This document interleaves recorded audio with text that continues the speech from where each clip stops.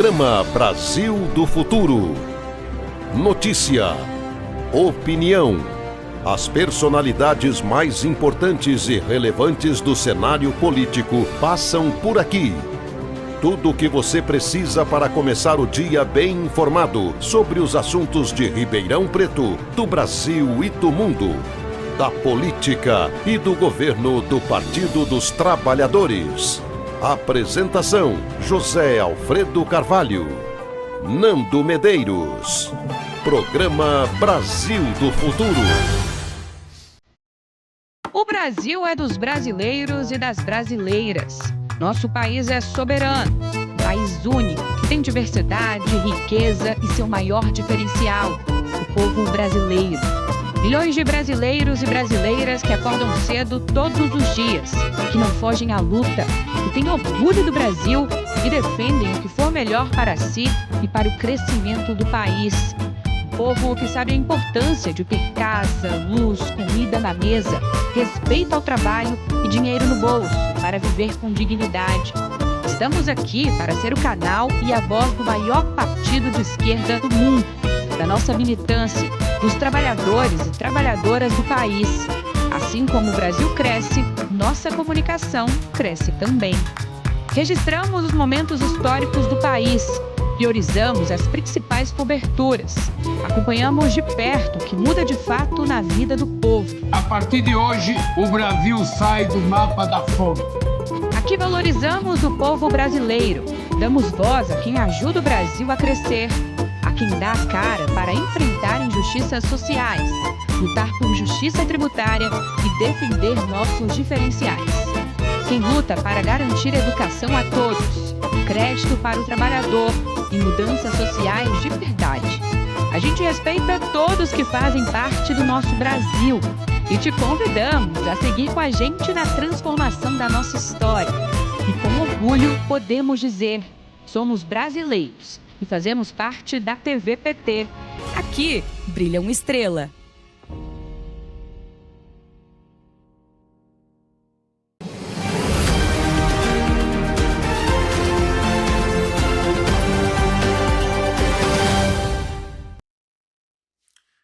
Está começando mais uma edição do Jornal PT Brasil e você vai ver. Pesquisa aponta que presidente Lula venceria em todos os cenários em 2026. CPI da Covid-19 resulta em processos judiciais 4 anos depois. Nesse domingo acontecem mobilizações em capitais brasileiras contra a PEC da blindagem e o projeto de anistia. E o SUS completa 35 anos como exemplo de acesso à saúde pública no mundo. Hoje é sexta-feira, 19 de setembro, e o Jornal PT Brasil já começou.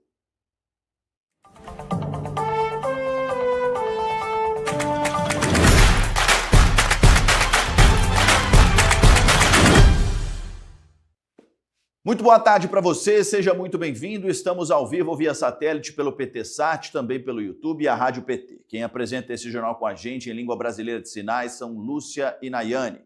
Comente, envie sua mensagem, aproveite e já se inscreva em nossos canais oficiais e ative as notificações para ficar por dentro de tudo o que acontece. Olha só, 700 mil mortes em 2 anos. Esse é o triste número da pandemia no Brasil. E agora, o ministro Flávio Dino, do STF, mandou abrir um inquérito contra o ex-presidente Jair Bolsonaro, seus 3 filhos e mais de 20 aliados. Eles são suspeitos de integrar um grupo que teria sabotado o combate à Covid-19. O inquérito tem como base o relatório final da CPI da Covid, que foi aprovado em 2021. E desde então estava parado por decisão da antiga cúpula da Procuradoria-Geral da República. Com a nova determinação, a Polícia Federal terá 60 dias para aprofundar as investigações que já haviam sido iniciadas no Congresso. A apuração mira crimes que foram cometidos durante a gestão da pandemia da Covid-19, incluindo omissões graves, como não comprar vacinas, fraudes em contratos públicos e uso de empresas de fachada. O ministro Flávio Dino também ressaltou que o material entregue pela CPI cumpre os requisitos legais para a abertura formal de uma investigação criminal. Ele também criticou o arquivamento anterior, feito pela vice-procuradora-geral, Lindora Araújo, que à época alegou falta de elementos para dar prosseguimento ao caso. A lista de investigados inclui 7 parlamentares com mandato ativo na Câmara dos Deputados, todos aliados próximos de Bolsonaro. Estão na mira da Polícia Federal: Ricardo Barros, líder do governo Bolsonaro na Câmara; Eduardo Bolsonaro, filho do ex-presidente e deputado por São Paulo; Osmar Terra, ex-ministro e deputado pelo Rio Grande do Sul; Bia Kicis, do Distrito Federal; Carla Zambelli, também de São Paulo; Carlos Jordi, deputado pelo Rio de Janeiro; e Flávio Bolsonaro, atual senador, mas incluído entre os parlamentares com foro privilegiado. Durante mais de 6 meses de trabalho, a CPI da Covid reuniu documentos, depoimentos e cruzamentos de dados que apontaram omissões deliberadas do governo Bolsonaro no combate à pandemia. O senador Humberto Costa, do PT de Pernambuco, ex-ministro da Saúde no primeiro governo Lula, afirmou que a decisão do STF de reabrir o inquérito corrige um arquivamento com motivação política, que havia deixado Bolsonaro impune por vários crimes. Por que é tão importante? Que é a primeira ação que o Supremo Tribunal Federal faz para que nós tenhamos uma investigação concreta. E essa investigação é baseada no relatório da CPI da Covid, que pediu mais investigações e condenação desse grupo e mais de um outro grupo importante de políticos, de parlamentares, inclusive de pseudo-profissionais de saúde que instigaram a população à adoção de atitudes e comportamentos extremamente arriscados para a contração do vírus da Covid. Vamos aguardar, vamos pressionar, porque parece que dessa vez o mal que Bolsonaro fez ao Brasil na CPI, na Covid, vai ter, enfim, uma investigação séria. O relatório final da CPI da Covid citava o ex-presidente Jair Bolsonaro mais de 80 vezes e pedia o indiciamento de 80 pessoas, entre elas médicos, empresários, políticos e ex-ministros. Bolsonaro foi acusado de cometer ao menos 10 crimes, entre eles crime contra a humanidade por sua conduta durante o colapso de oxigênio em Manaus e pela negligência com os povos indígenas. Você vai para casa, quando você estiver lá... falta de ar, você vai para o hospital. A CPI também apontou omissões graves e suspeitas de corrupção na compra de vacinas, como no caso da Covaxin. Enquanto milhares de brasileiros morriam, o então presidente desestimulava o uso de máscaras, debochava das vítimas da doença e espalhava desinformação sobre a vacina. O resultado foi trágico: mais de 700 mil mortes que poderiam ter sido evitadas. E hoje, familiares das vítimas ainda esperam justiça e a responsabilização dos culpados. A gente falou bastante essa semana aqui sobre a aprovação na Câmara dos Deputados da PEC da blindagem e a urgência da discussão do projeto que discute a anistia para os envolvidos aí na tentativa de golpe. Para esse domingo, estão sendo convocadas mobilizações contra esses 2 projetos. Já estão marcados atos em São Paulo, Brasília, Rio de Janeiro, Fortaleza, Florianópolis, Cuiabá, Belo Horizonte, Macapá, Vitória, Belém, Salvador, Recife, Porto Alegre, Goiânia e Curitiba. O secretário-geral do PT, Henrique Fontana, em entrevista ao Café PT nessa manhã, falou da importância de se combater a PEC da blindagem e o projeto da anistia. Quando o julgamento consolida, 27 anos de cadeia para o Bolsonaro, 25, 22, conforme cada um ali dos dirigentes da organização criminosa, uma semana depois, o presidente da Câmara pauta a urgência da anistia.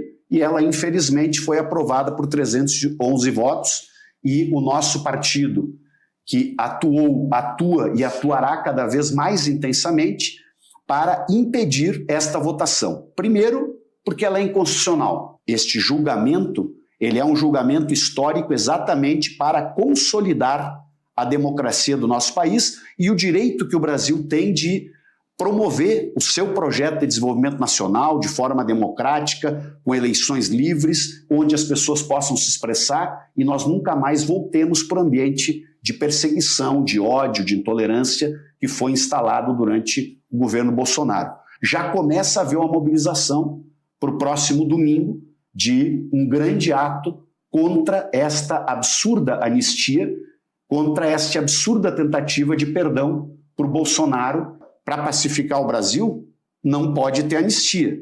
Tem que punir quem cometeu crime para exatamente reconhecer que a democracia não é uma coisa de ocasião. A democracia é para sempre.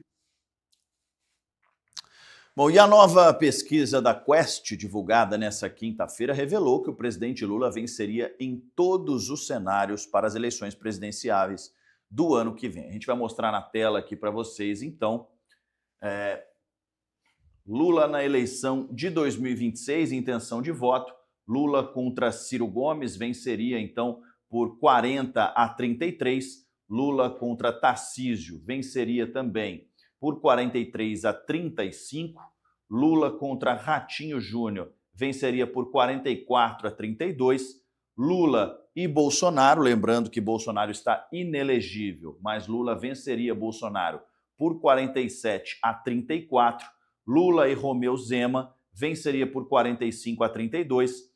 Lula e Michele Bolsonaro, Lula venceria por 47 a 32 também. Lula e Ronaldo Caiado, Lula venceria por 46 a 31. Lula e Eduardo Bolsonaro, Lula também venceria por 47 a 29. E Lula contra Eduardo Leite, Lula venceria por 45 a 26. Então, todos os cenários aí, simulando todos os cenários, o presidente Lula venceria. Falando ainda, a gente estava falando agora há pouco sobre a tentativa de golpe, a pesquisa também aponta aí que 55% das pessoas, dos eleitores, das pessoas entrevistadas, acreditam, então, que houve tentativa de golpe. Lembrando que esse número, então, subiu. Era 50% em dezembro e esse número, então, atingiu 55%. Claro, isso de dezembro para cá, a gente teve muita movimentação, muitas coisas sendo julgadas, novas informações aparecendo. Isso, claro, resultou também para esse aumento. A gente também mostra que 38% se manteve estável, então, das pessoas que acreditam que não. Rejeição de Bolsonaro, a gente mostra que também aumentou. Conhece as pessoas que conhecem e não votariam em Bolsonaro. Eram 57% em agosto, no mês passado, passaram então para 64%. Isso, claro, também motivado por essa votação aí, né, essa condenação do presidente e as informações que apareceram desde então.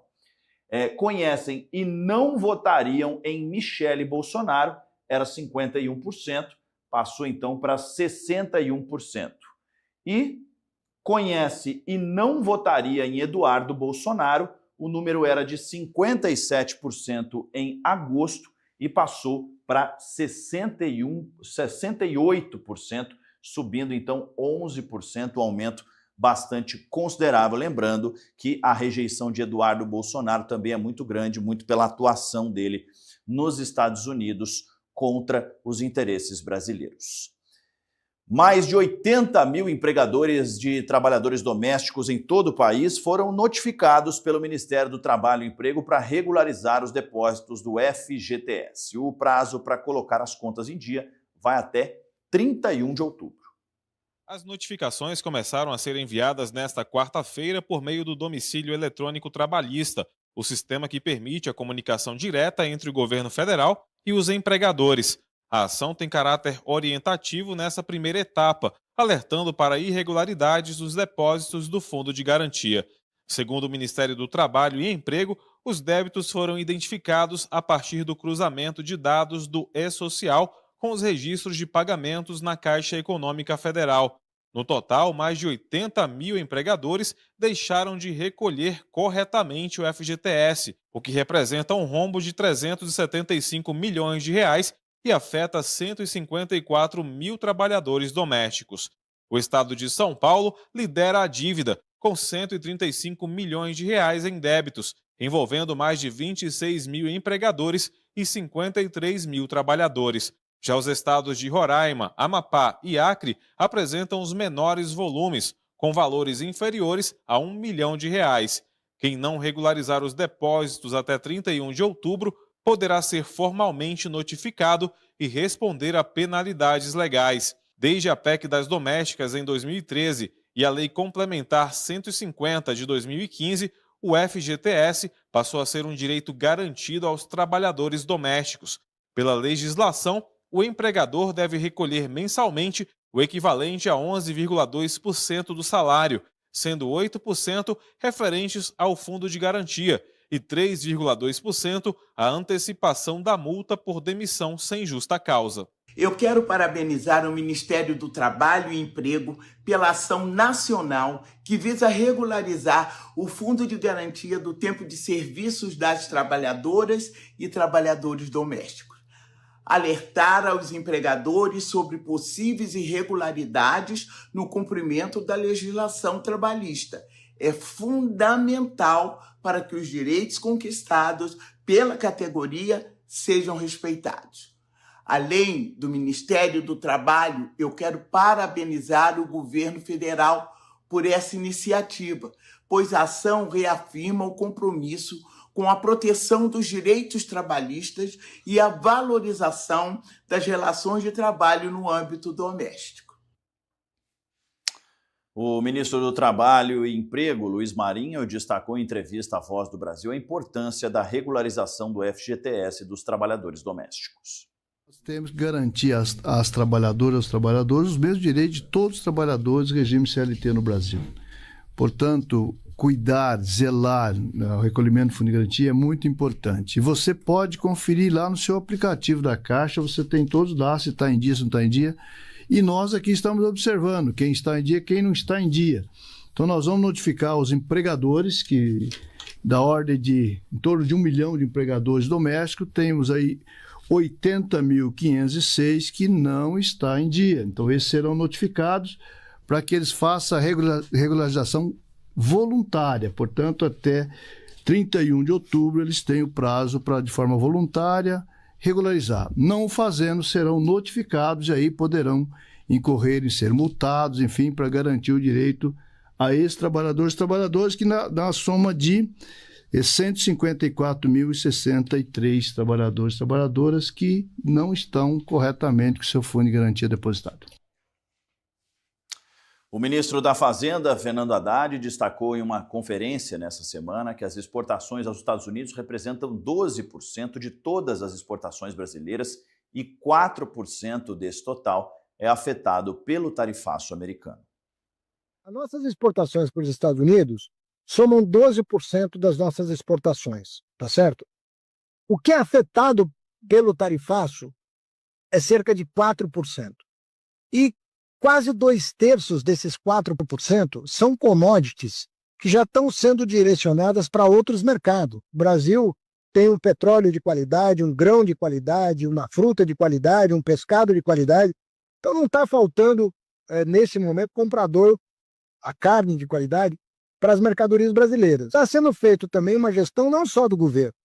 Quero aqui até agradecer a parte grande do empresariado, pragmática, que está em contato com autoridades americanas, com as suas contrapartes nos Estados Unidos, os importadores americanos de produtos brasileiros. Então, há um caminho, desde que haja boa vontade em separar o que é econômico e o que é político. Inclusive, numa carta aberta ao presidente Trump, assinada pelo presidente Lula, que foi publicada no The New York Times, o convite ao diálogo foi feito para todo mundo saber, né, que o Brasil tem toda a disposição de sentar à mesa, mas que nós temos uma Constituição que nós respeitamos, nós temos uma divisão de poderes que nós respeitamos, nós queremos fortalecer a harmonia entre os poderes no Brasil e nós temos que respeitar os trâmites que a Constituição prevê. Então, todo o objetivo do governo brasileiro tem sido esse, de sensibilizar as autoridades americanas para não confundir as coisas, né? E nem usar a economia, né? Ou seja, o dólar, seja a tarifa, seja o que for, como mecanismo de guerra ideológica. E ainda falando sobre o tarifaço, nós lembramos que as empresas exportadoras afetadas pelas tarifas de Donald Trump ao Brasil já podem se habilitar aos recursos do Plano Brasil Soberano, que disponibiliza 40 bilhões em créditos com juros subsidiados. Os recursos podem ser usados para capital de giro, investimentos na adaptação da produção, compra de máquinas e equipamentos e a busca de novos mercados. O primeiro passo é consultar a elegibilidade no site do BNDES usando o certificado digital da empresa na plataforma gov.br. Se habilitada, a empresa deve procurar seu banco de relacionamento ou, no caso das grandes, o próprio BNDES.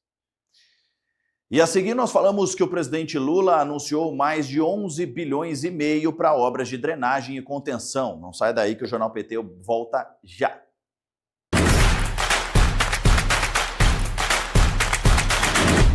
Em 2024, a Rádio PT conquistou um crescimento impressionante, conectando mais e mais pessoas com informação e música de qualidade. De agosto a outubro, a audiência disparou, passando de 21 mil ouvintes para mais de 118 mil. A Rádio PT também faz a gestão do podcast do Lula, com mais de 720 episódios produzidos. A Rádio PT está presente em todas as plataformas. Em 2025, vamos mais longe. E você faz parte dessa jornada.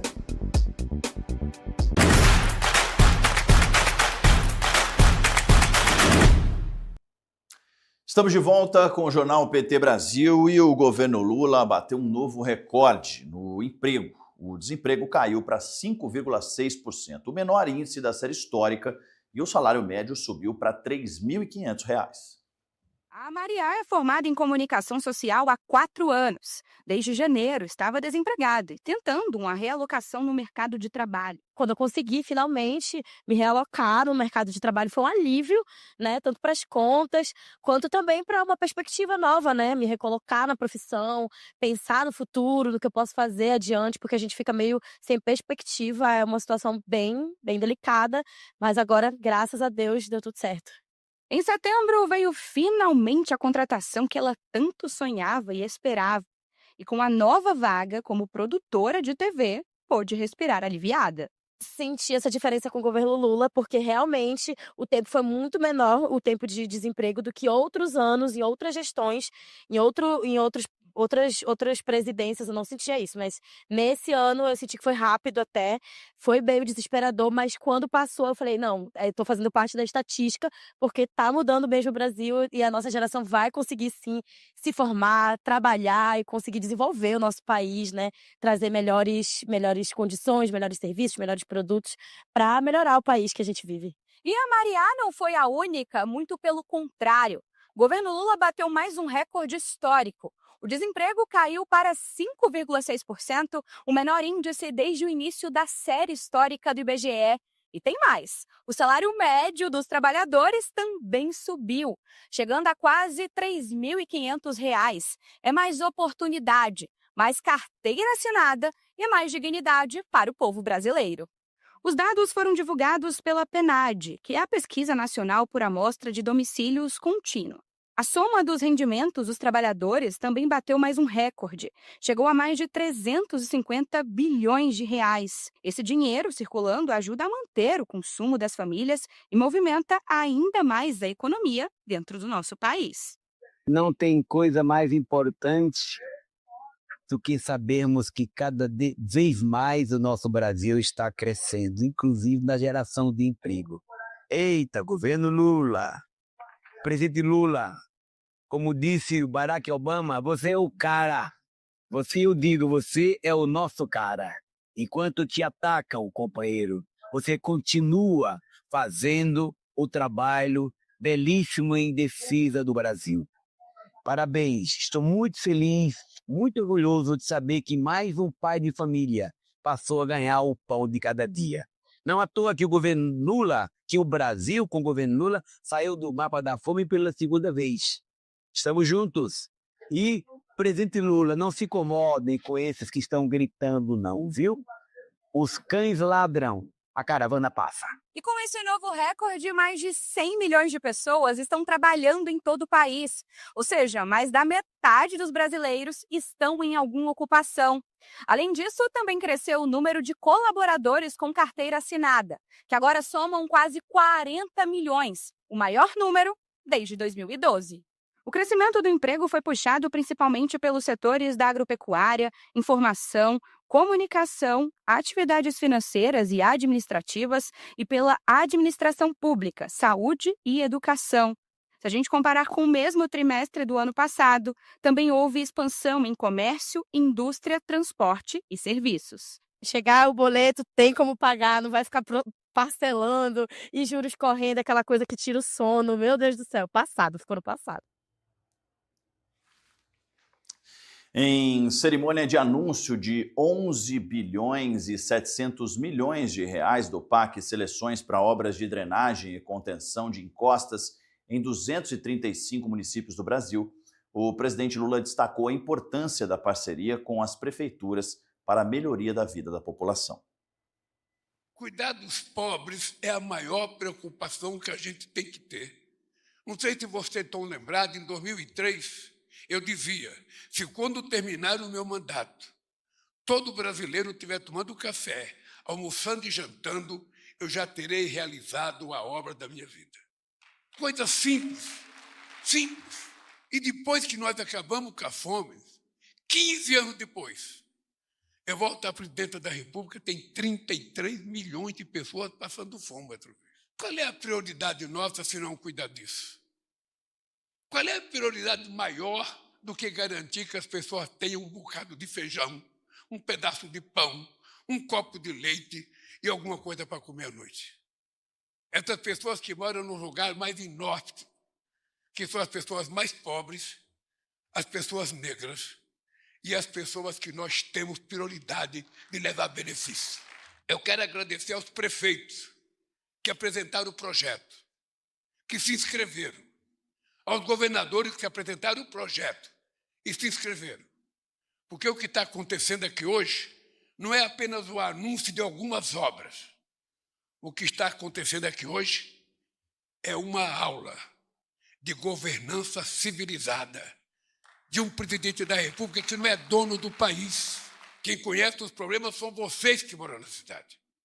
E, portanto, o que nós estamos fazendo aqui é uma lição de humildade, atendendo aos prefeitos desse país.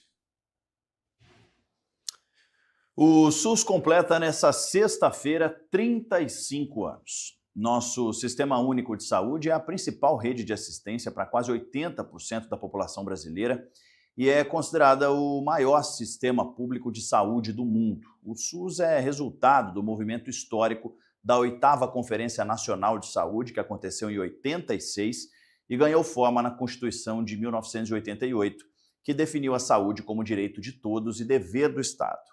Em 1990, uma lei regulamentou o SUS em todo o território nacional. Antes do SUS, apenas trabalhadores formais vinculados à Previdência Social tinham atendimento garantido nos hospitais públicos.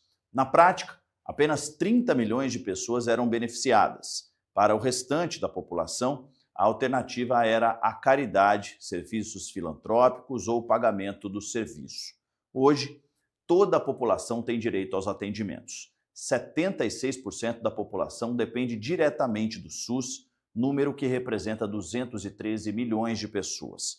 Por ano, o SUS realiza quase 3 bilhões de atendimentos e conta com pelo menos 3,5 milhões de profissionais em atuação. Além disso, o Brasil tem a maior rede pública de transplantes do mundo.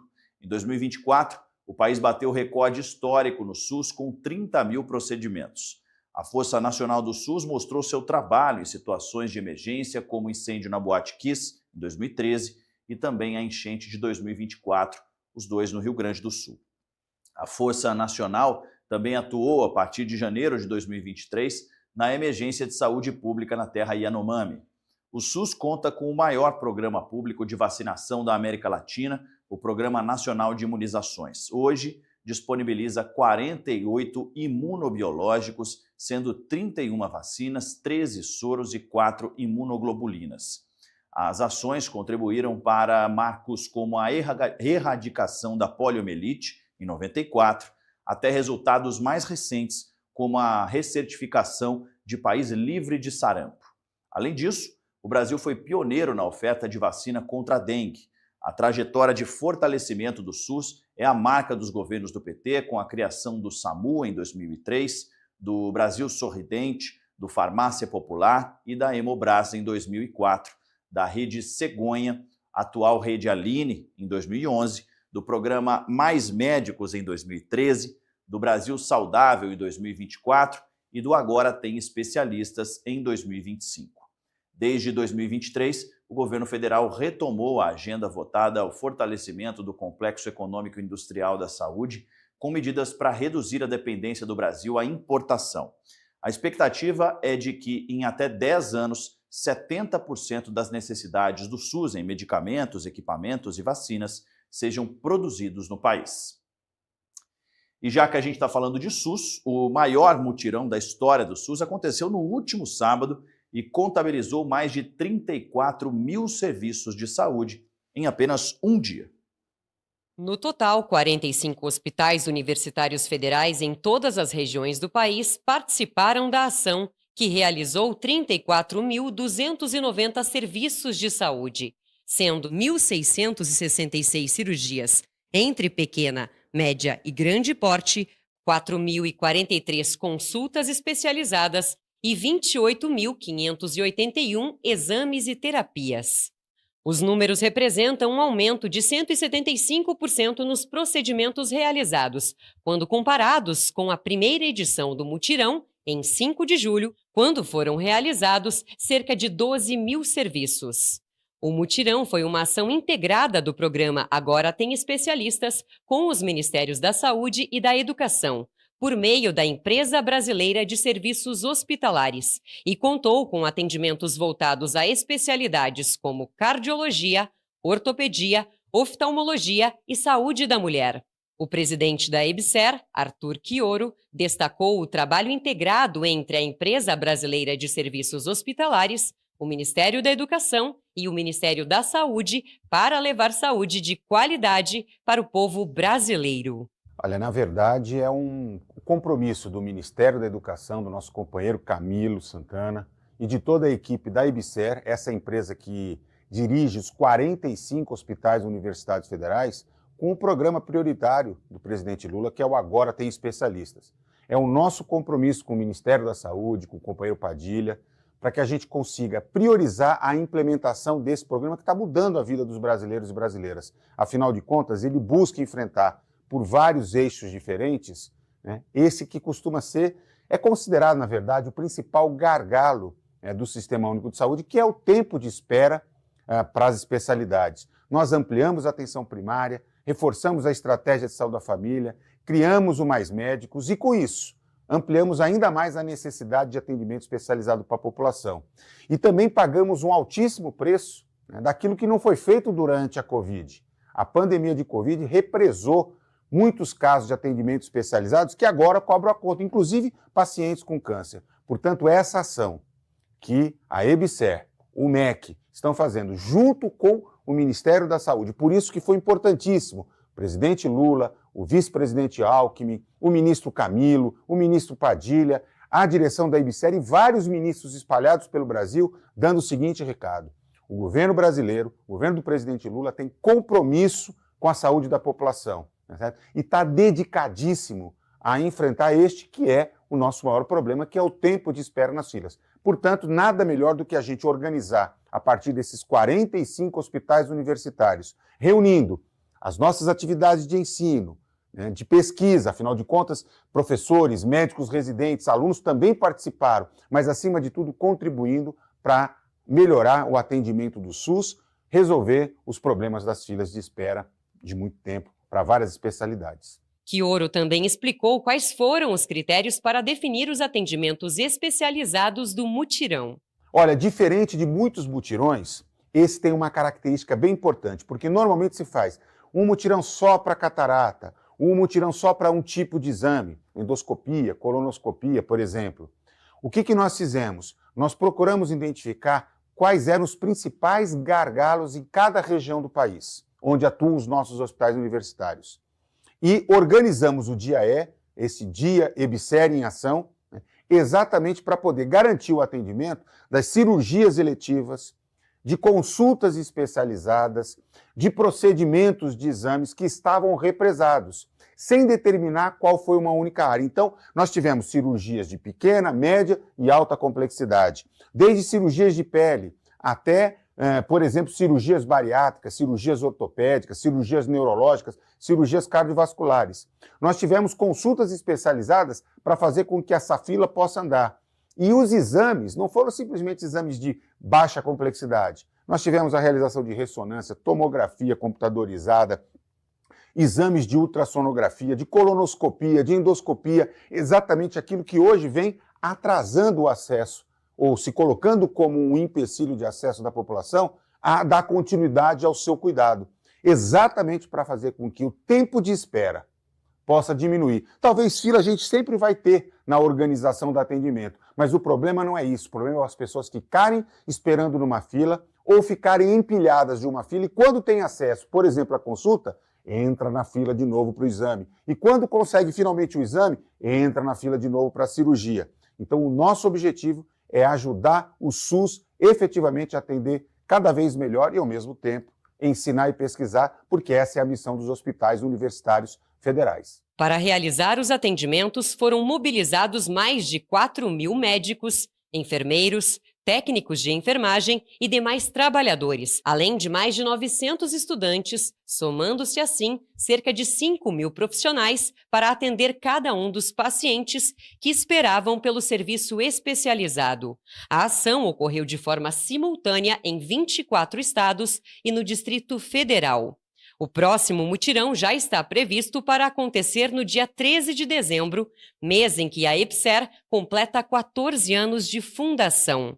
O presidente da EBSER destacou as expectativas para o próximo EBSER em Ação. Olha, o EBSER em Ação está rolando durante todo o ano. Nós já fizemos até agora, só para se ter um número, mais de 132.000 consultas entre janeiro e agosto desse ano. Já fizemos 2 edições do EBSER e a próxima está marcada para dezembro. O que nós queremos é assumir um compromisso com os gestores do SUS, mas principalmente com a população brasileira, de poder oferecer cada vez mais serviço nos hospitais universitários federais e, em dezembro, fazer o maior mutirão da história desse país. Para tanto, nós vamos mobilizar as nossas equipes, os estudantes, os residentes, os reitores, os nossos companheiros do Ministério da Saúde, do MEC, para que juntos, com o presidente Lula, a gente possa entregar à população mais saúde, mais educação, mais qualidade de vida. Hoje, às 16h, tem mais um episódio do TV Elas por Elas e a nossa convidada é Cláudia Lima, secretária nacional de nucleação do PT. O tema é Projeto Petista, Organização Popular em Defesa da Amazônia. Não perca essa conversa imperdível sobre como a força da nossa militância se enraiza nos territórios para defender o povo e o meio ambiente. E no próximo bloco, nós mostramos que empregadores e empregadoras de trabalhos domésticos foram notificados a regularizar os depósitos. Não sai daí que a gente já volta.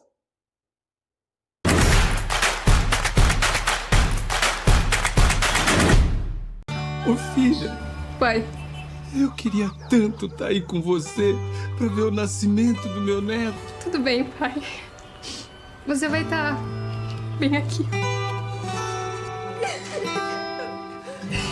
Filha, eu não podia perder esse momento, eu vim voando. Essa é uma das milhares de histórias de aposentados que voaram pelo programa Voa Brasil. Se você tem histórias para viver, vá voando. Brasil, União e Reconstrução.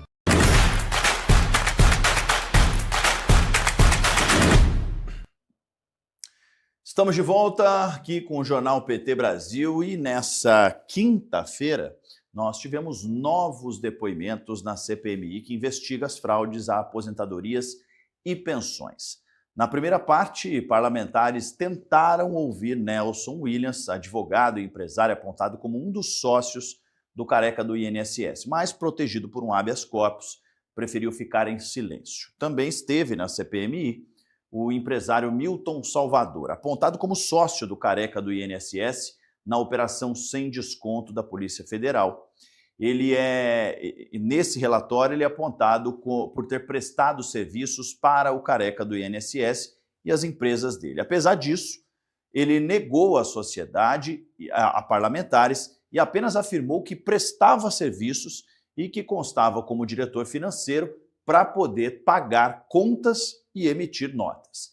Parlamentares do PT se posicionaram durante a sessão ontem. Vamos ver.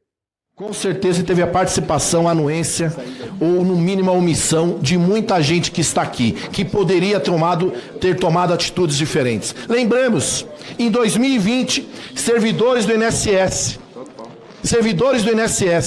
que ameaçaram, tentaram impedir a continuidade de convênios de ACTs, foram ameaçados, inclusive, de morte. Essas pessoas têm que vir aqui. Elas têm que vir aqui. Foram ameaçados. E quem foi secretário até 2020? O senador Rogério Marinho, o pai da reforma da Previdência que lesou inúmeros trabalhadores, aposentados e pensionistas do país. Nesse período, coincidência ou não, segundo o COAF, foram detectadas operações atípicas entre 2016 e 2020, envolvendo empresas ligadas ao senhor Maurício Camisotti, como é o caso da Previdente e a vossa banca de advocacia, com serviços que eram prestados, coincide esse período com serviços prestados ao AGEAP.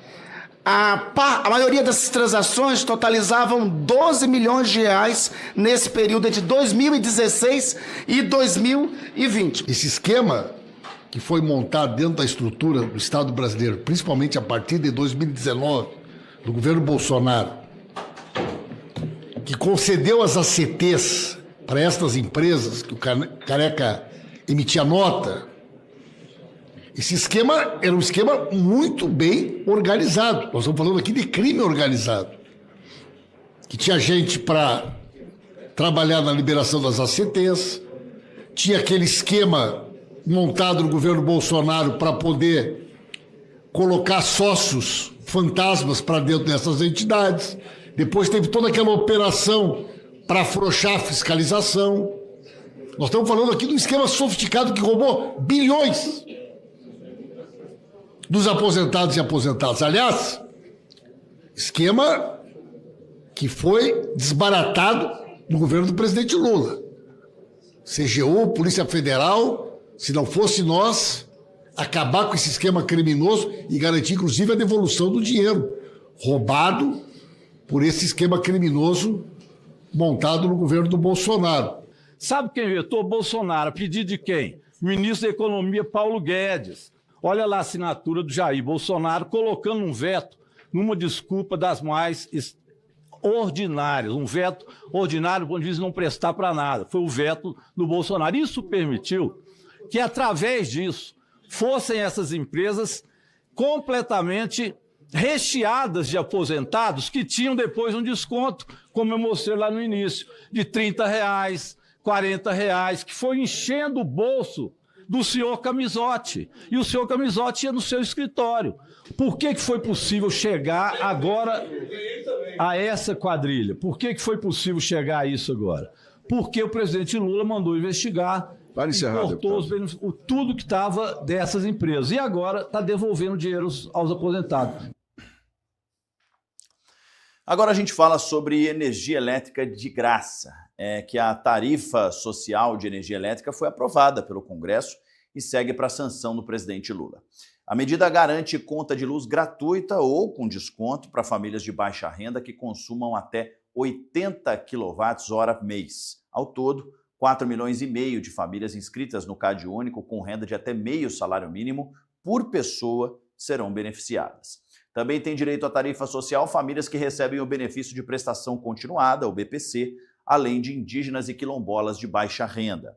A nova tarifa social já estava em vigor desde julho por ter efeito imediato, mas agora passa a ser lei. A senadora Augusta Brito, do PT do Ceará, assumiu o cargo de procuradora especial da mulher do Senado Federal, com mandato até 2027. Criada em 2013, a Procuradoria tem como missão defender os direitos das mulheres, promover a igualdade de gênero e fortalecer a participação feminina na política. Entre as principais atribuições estão o combate à violência contra a mulher, o incentivo ao empreendedorismo feminino e o estímulo à presença das mulheres nos espaços de poder. A instância pode ser replicada nas assembleias legislativas e câmaras municipais, garantindo maior representatividade e visibilidade às mulheres na política local. Augusta Brito destacou a intenção de ampliar a cooperação entre procuradorias estaduais e municipais, além de lançar o Zap Delas, canal de WhatsApp para receber denúncias de violência política de gênero e apoiar mulheres candidatas nas eleições de 2026. A senadora reforçou que a Procuradoria é uma ferramenta de transformação social capaz de garantir direitos e promover uma sociedade mais justa e inclusiva. O Ministério da Gestão e da Inovação em Serviços Públicos prorrogou até o dia 23 de setembro o prazo para manifestação de interesse no concurso público nacional unificado. A etapa é obrigatória para todos os candidatos em lista de espera e deve ser feita pelo aplicativo ou site sougov.br, com acesso via conta gov.br nos níveis prata ou ouro. Quem não registrar o interesse dentro do prazo será eliminado de todas as listas de espera. Os resultados serão divulgados até o dia 10 de outubro, com a publicação das novas listas atualizadas no portal do CPNU. E agora a gente chama a agenda do presidente Lula. Durante a manhã, Lula se reuniu com representantes e a embaixadora da União Europeia. Ainda se encontrou também com o ministro da Secretaria-Geral da Presidência, Márcio Macedo. E o Jornal PT Brasil de hoje fica por aqui. Muito obrigado pela sua companhia. Eu te espero segunda-feira, no mesmo horário. Sextou. Tchau.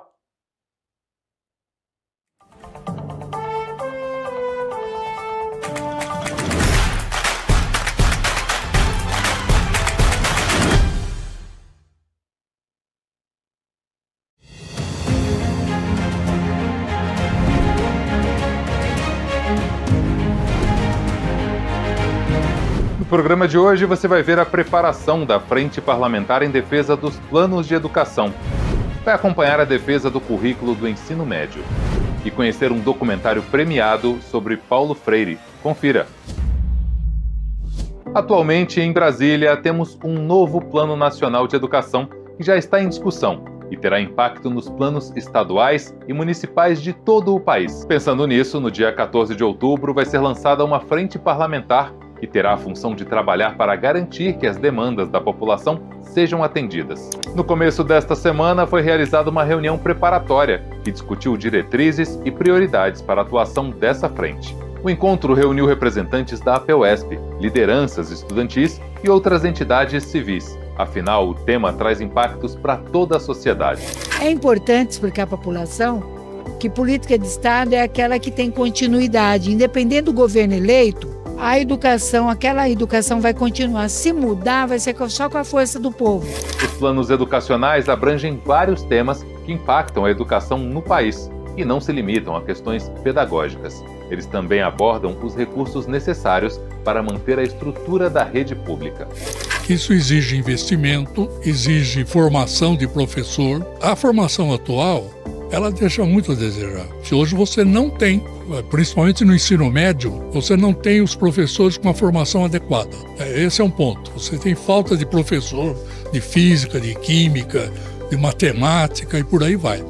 Planos educacionais passam por revisões periódicas pelo poder público, mas infelizmente nem tudo que é estabelecido acaba se tornando realidade. Então a gente precisa ter um plano que seja aplicável. Nós tivemos uma discussão muito interessante de 2010 a 2014, mas nem 80% daquilo que foi estabelecido foi de fato concretizado. Então esse plano ele tem que ser tangível, a população, especialmente aqueles envolvidos com o ensino, precisam visualizar a concreticidade desse plano. Então isso é essencial para de fato fazer um plano que daqui a 10 anos mude a vida do educando, mude a vida da população brasileira. Então a gente precisa de um diagnóstico, nós precisamos lutar para que esse plano seja aprovado e impulsionar, sobretudo, a elaboração democrática, não de gabinete, democrática, do Plano Estadual de Educação e dos planos municipais de educação. Não pode ser uma coisa de 4, 5 pessoas, ou que diz representativa. Não, tem que ser popular. A ideia básica de um plano nacional é garantir a escola pública com qualidade para toda a população, sem nenhuma exclusão. Essa é a ideia básica, aliás, isso está na Constituição. É isso que tem que ser cumprido e que não foi até hoje, né? Uma das tarefas da Frente Parlamentar em São Paulo é contribuir na elaboração do novo Plano Estadual de Educação e corrigir problemas que afetam professores e alunos. Nós sabemos que o governo do estado atual, ele gosta muito de escola civil-militar e já está incluída a plataformização dentro das escolas estaduais. Isso prejudica o professor, que ele não consegue mais dar aula, ele só tem que se preocupar com índices de preenchimento da plataforma. Para isso vamos ter que mobilizar o estado inteiro, toda a base educacional e a sociedade também. Porque se você não puser a sociedade para brigar com isso, não explicar para o pai e para a mãe que aquela plataforma, em vez de ajudar, ela está dificultando, não adianta nada. Então você tem que pôr a sociedade trabalhando.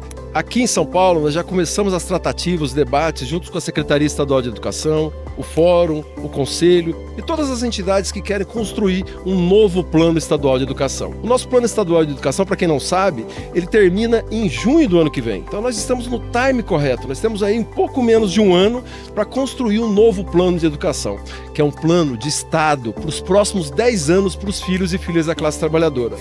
É assim que a Frente Parlamentar vai trabalhar, de forma democrática, em conjunto com a sociedade, dialogando e ouvindo as demandas e as prioridades, porque afinal é o futuro do país que está em pauta. Botar para a população, dizer para ela, seu filho pode ter, desde a educação infantil até a pós-graduação, uma educação pública de qualidade. É direito seu, né?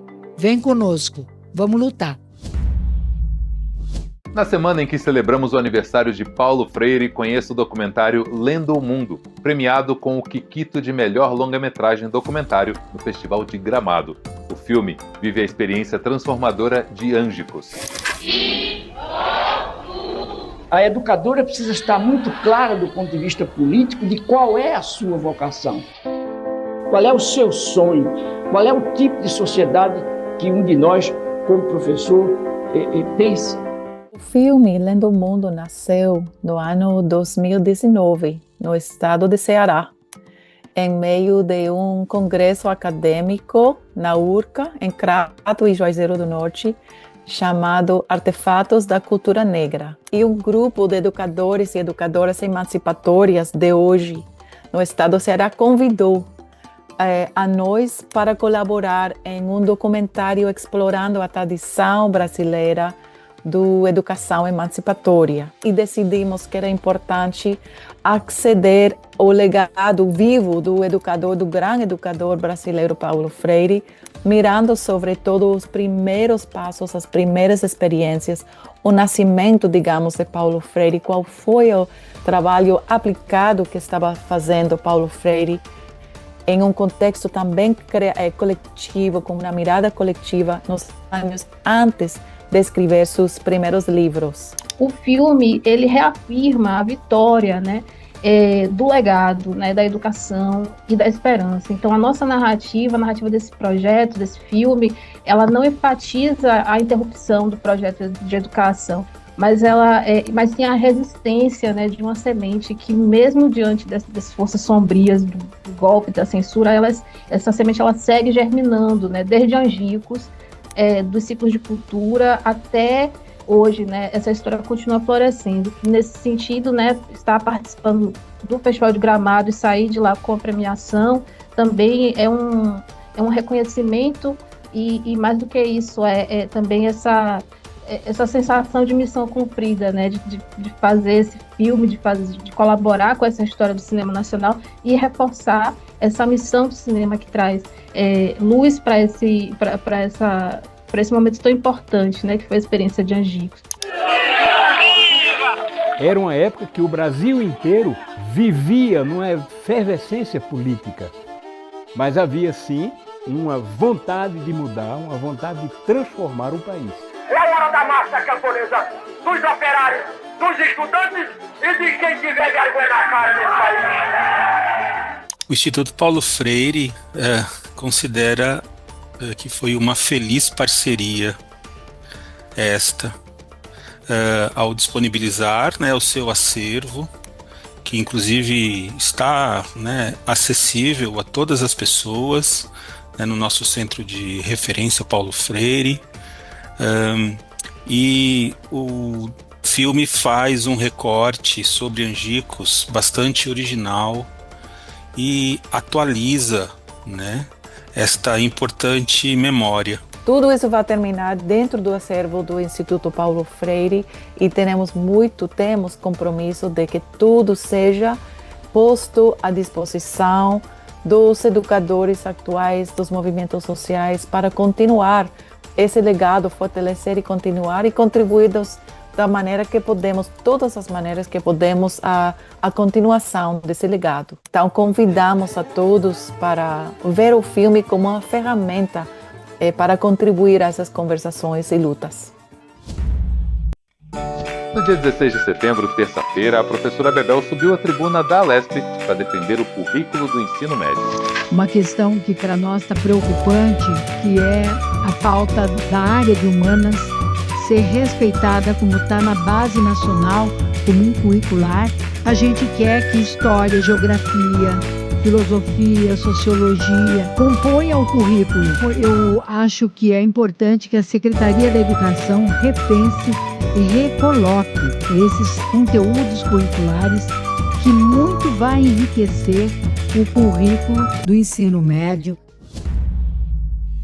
O programa de hoje fica por aqui. Fique por dentro das notícias do mundo da educação através do portal e das redes sociais da APUESP. Até a próxima semana.